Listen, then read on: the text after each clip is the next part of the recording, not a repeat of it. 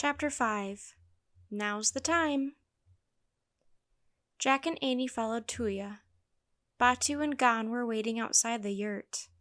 They all hurried after other families and volunteers leaving the camp. Everyone was headed down a path bordered by feathery grasses. Jack remembered things Khan, the bus driver, had said.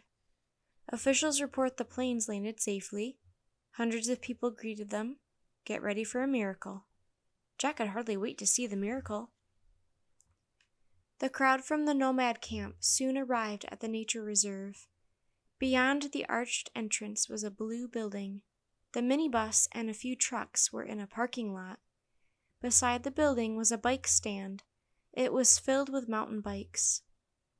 "This is the field station of the reserve," Tuya said to Jack and Annie. "Who owns all those bikes?" asked Jack. "The station," said Tuya.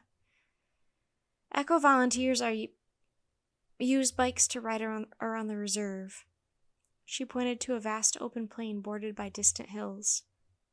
"You don't ride your horses there?" asked Annie. "Oh no, tame horses are not allowed," said Tuya. "The nature reserve is a home only for wild animals." "Come, Tuya," called Gon. The crowd had already gathered around a fenced area near the bike stand. Jack and Annie hurried with Tuya, her mother, and a brother. They all squeezed into an open spot near the gate. Inside the fenced area were rangers in green uniforms. They were waiting beside a row of large wooden crates. The crates were as tall as the men who stood beside them. "Hi, we're here!" Tuya yelled, waving. 2 rangers waved back. "That's my father and big brother," Tuya told Jack and Annie. "They helped build this fence. It circles 50 acres of the reserve." "How big is the whole reserve?" asked Jack. "Over 100,000 acres, said Tuya. "Wow, that's huge," said Annie. From inside the crates came sounds of thumping and banging.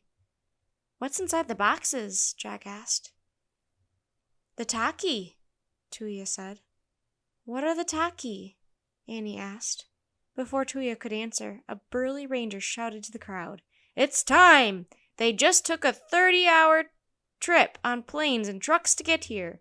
They will be confused at first. Be very quiet. Do not frighten them." The crowd grew silent. Photographers held up their cameras. Jack gripped the wire fence. The suspense was almost more than he could bear. He felt like alien from another planet were about to come out of the boxes. "Get ready!" yelled the burly ranger. The other rangers gripped the door handles on the crates. "Now!" one of them shouted, and they all pulled the doors open at the same time. Slowly, a pale brown horse stepped from one of the crates onto the grass. It looked around shyly and pricked up its ears. Then another horse stepped out of the crate. Then another, and another, until more than a dozen horses had stepped out onto the grass. The horses all looked alike. They had round white bellies and spiky black manes. They were smaller than the regular horses. Their heads were large, but their legs were short. The crowd held its breath. "Oh, they are so beautiful," said Tuya. Gon was shaking. Batu wiped away tears. "What's the big deal?" Jack wondered. Leaning over the fence, he peered through his binoculars. A couple of the horses stamped the ground. They snorted, then bolted away from the crates.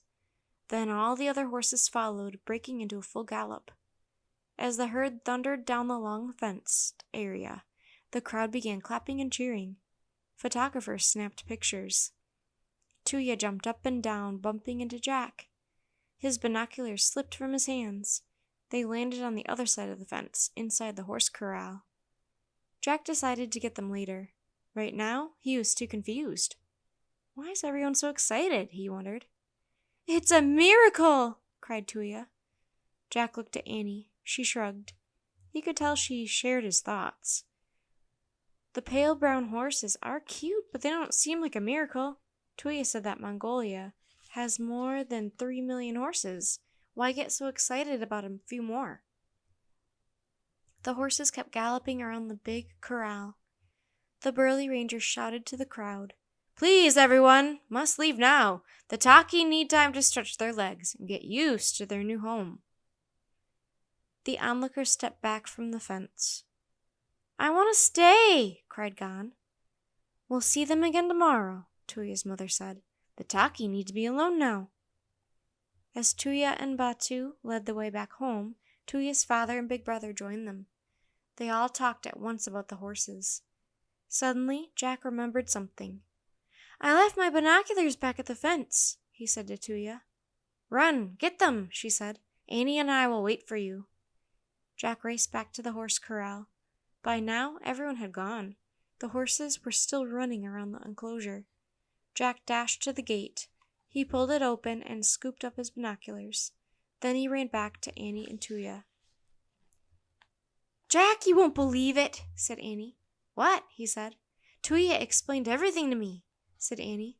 Explain what? Said Jack, looking at Tuya. After many years, the Taki have finally returned to Mongolia, their lost homeland, said Tuya. We just saw the last wild horses on Earth.